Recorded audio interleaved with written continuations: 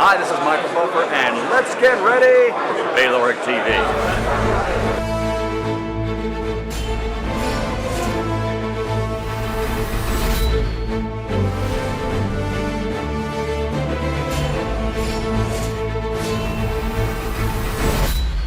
Good morning, good afternoon, good evening, wherever you are in the world. My name is Ingram Jones, and I have with me, once again, Hughie Fury. Hughie, how are you? Yes, I'm good, sir.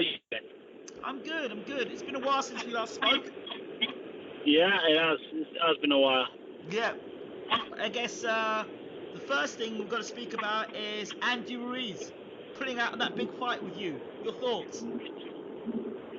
There's no force behind it, really. It's just one of them. It's a signal. It would have been a good fight. I was looking forward to it. It's like again, it was a step-up opponent, and these are the fights we want to be in. Obviously, they're not happening. I don't know the reason why he pulled out or anything. So it's just one of them now. You just move on and just put your head down and just waiting for the next opponent. I heard that Tony Thompson's now calling you out. What are your thoughts on that? Tony Thompson. Yes.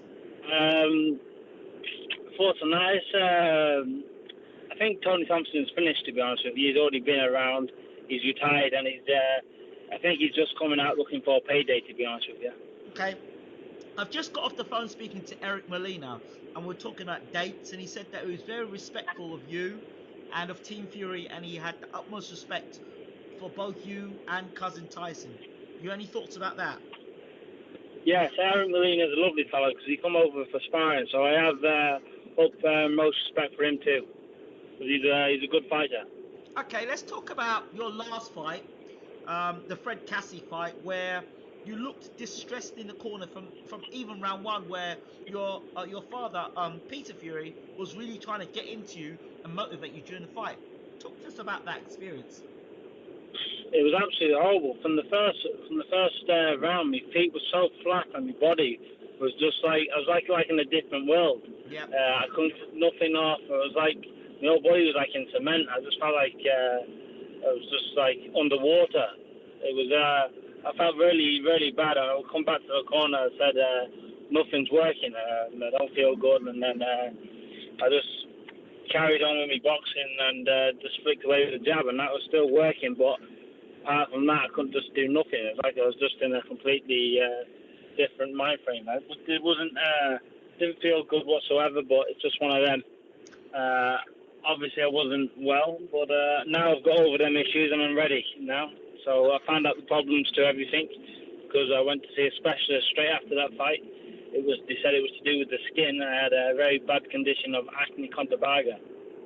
Okay, I know you've spoken in the past of being cleared of illnesses, and then we say that you're okay, and then you seem to go back into having an illness again.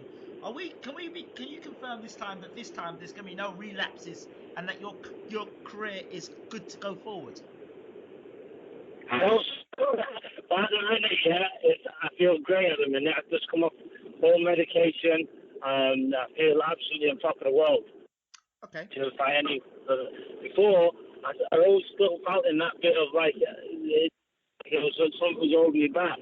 And now I've lifted off this medication, I just feel like I'm jumping 24/7. I feel energized. It just feels like a complete different world for me at the minute. So it feels great. So I just can't wait now. I'm ready to fight anyone. So that's why I was hungry for the fight with Andy Ruiz, but obviously that got cancelled, so I'm now just looking for another fight. When you look at Andy Ruiz, when you were looking at Andy Ruiz, what did you see Andy Ruiz? What was his strengths and weaknesses for you? Andy Ruiz is a good fighter, and he was good with his shots and that, but he's never fought no one like me with the boxing ability. And to be honest with you, I think he's looked at the fight, and I'm his worst nightmare to box. To fight anyone like that. So obviously, he looked into it and thought it's not a fight for him, so he's obviously just backed out of it, hasn't he? So not much more you can do. Okay, I know you can't go deeply into this, but the accusations that were made by the drug allegations about you, and of course your cousin Tyson, how has it affected you in your mental state, getting better, recovering? How has it affected you in your training? Yes, of course it affects me. It's always on your mind because of all these allegations and what's like rubbish, but once it's on your mind, all what you've done and achieved for all your life, and it's all on the line, so it's not a good feeling to go through. So it's one of them courses, it's on your mind 24/7. And of You course, feel like it's going to go down, especially if it's playing on Tyson's mind as well.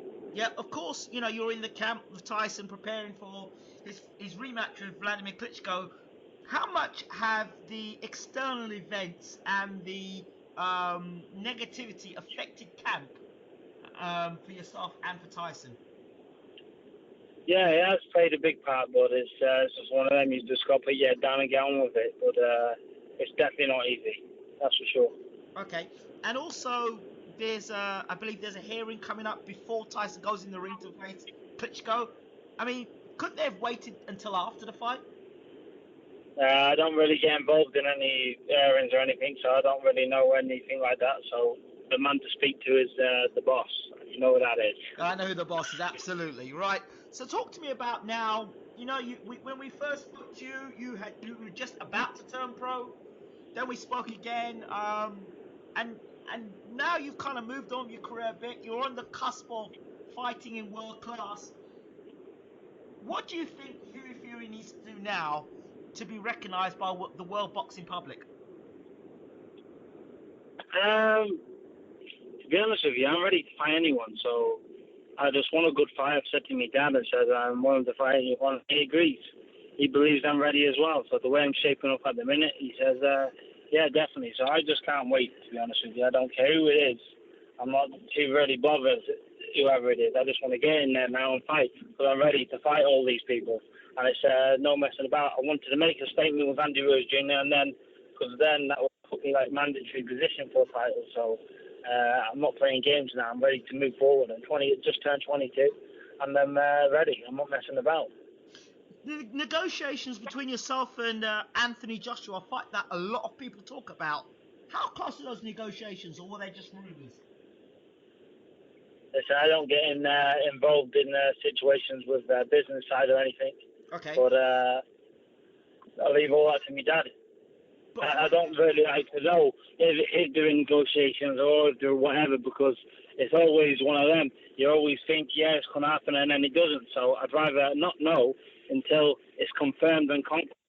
Then tell me. Okay, so from a fighter's perspective, because people want to know your thoughts on a fight with Anthony Joshua, would you welcome a fight like that? Yes, I'd take it with both hands. You take it with both hands? Yes. If that fight comes, it comes. It's a fight what I'd would be willing to take, and so would my dad. So it's just one of them. But it's like I leave everything up to my dad, and I'm just taking fight by fight. So whoever comes, steps in the ring, that's it. In theory, I'm ready. In theory, I'm not trying to play matchmaker here, but in theory, your fight's fallen through with Andy Ruiz, and Joshua's still looking for an opponent in November. Ideally, you'd like to fight in October with your cousin, but would you take a fight with Joshua in November? Yeah, I can't see why not, but leave it to the man himself, but I can't see why not, so we'll see. So from your end, you take the fight? For me, yeah, that's me speaking, I would. Okay, yeah. Let's talk a little bit very quickly about the heavyweight division in terms of the UK. You've got the return of David Price coming up soon. You've got Dillian Whyte and Ian Lewson. How do you think that fight goes? I think Dillian Whyte would. It's an easy win for Dillian Whyte, to be honest with you. Really? Yeah, I don't. Ian Lewson is just. It'll come for like 1-2 rounds, and then I really can't see that much going any further. Okay. And that, to be honest with you. But I think Dillian Whyte all day. Okay, big fight coming up. Bermain Stavern versus Povetkin. What are your thoughts on that? That is a good fight. I'd probably say, yeah, Povetkin, to be honest with you. Really? What are your thoughts on that? It's one of them. It's a good fight. You just don't know, do you, how much Povetkin stuck out of himself. So it's again, it could be a 50-50 fight. You just don't know. Talk to me about the addition of Con Sheehan, that's in who we've interviewed on Bayloric TV. Talk to me about what it's like having him in camp now. Yeah, Con, it's good to have him in camp. He's a good laugh and he's a good kid. His heart's in the right place, and he's a good talent. Believe it or not, he's really good. He's really talented, and I'm looking forward to see how his career goes ahead now, because he's got a good few fights lined up. I think he's got 4 lined up this year, so he's going at it fast. So, similar to yourself when you were fighting almost 10 fights in 1 year. Yeah, definitely. It was actually 12 fights in 1 year. But 12, there you go. 12 fights in 1 year. So he's going down the Hughie Fury route. Yeah, I think so. How do you think those fights benefited you, Hughie, when you were fighting the 12 fights? How did that benefit you? Yeah, of course. I loved every bit of it. You know, fighting every week or every 2 weeks, I enjoyed it when that happened. Now, waiting games and all that, especially when I've been ill and all these daft illnesses have come up, have messed me about. But hopefully, I'm able to get back on track of that, like fighting every month. That's one thing I'd love to do again, is see all these waiting around for fights and months at a time. I'd like to fight every month, mate, if I could. But if you're moving up into world class, you surely won't be able to fight every month. Obviously not, because it's the opponents, isn't it? It's not easy to get an opponent. But if it was up to me, I definitely would. And you look at the top 10 of the heavyweight division. Where would you see Hughie Fury's name? It's soon going to be number 1. Martin Wood. I love that. It is. I'm not playing games no more. I'm ready now. All these illnesses have gone, and I'm ready to put my head down now, and that's it. Get down in business. So take a scalp at a time. Whoever's first. You're not ramping then. You're not ramping then, Hughie. No. Hughie Fury, have you got a message to people who support you? You got a message to them? Yeah, I'd just like to say thank you to everyone who supports me and has kept following me from the start. And yeah, that's pretty much it, to be honest with you. But yeah, people who has followed me, I know they're very true fans, and they've always set their support with me. So I appreciate all of them. So thank you very much for all your support. Hughie Fury, as always, thank you so much for talking to Bayloric TV. Yeah, no problem, sir. Anytime. Take care, mate. God bless. You take care, champ. All the best. Don't forget to hit that subscribe button. It's Ingrid Jones from Bayloric TV. We're out. Take care.